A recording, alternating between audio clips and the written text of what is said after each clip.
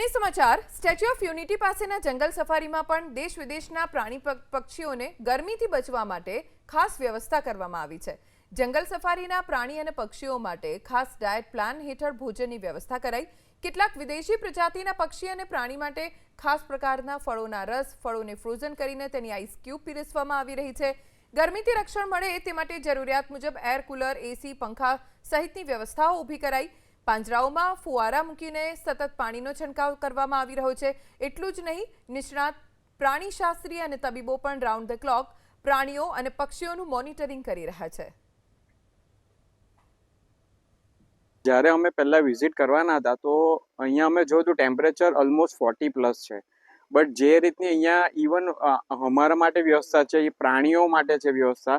જેમ કે તમે થોડુંક અંતરે ચાલશો તો સ્પ્રિંકલ એક દરેક જગ્યાએ કર્યા છે, તો કેવું છે કે તમે કદાચ ઘણું વધારે ચાલશો તો પણ તમને એટલી ગરમી નહીં લાગે। અને પ્રાણીઓ અને પક્ષીઓ માટે પણ સેમ વ્યવસ્થા છે કે ટેમ્પરેચર મેન્ટેન રહે એ માટે એ લોકો માટે શેડ્સ ત્યાં બનાવ્યા છે, પાણીની વ્યવસ્થા કરી છે અને स्प्रिंकल की व्यवस्था इवन इंटरनल गार्डन में पण है। 24/7 हमारे जीव जंतु जो हमारे केयर में हैं उनके लिए हमने पानी का व्यवस्था किया है। शेड्स बनाए गए हैं स्पेशल, जिससे कि उनको आराम मिले गर्मियों में।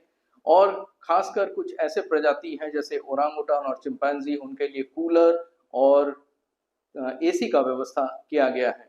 चिड़ियों के लिए स्प्रिंकलर्स लगाए गए हैं। साथ साथ में जो हमारे यहाँ पे विजिटर्स आ रहे हैं, पब्लिक जो आ रही है, उनकी सुविधा के लिए भी हर ड्रॉप पॉइंट में ठंडे पानी की व्यवस्था की गई है।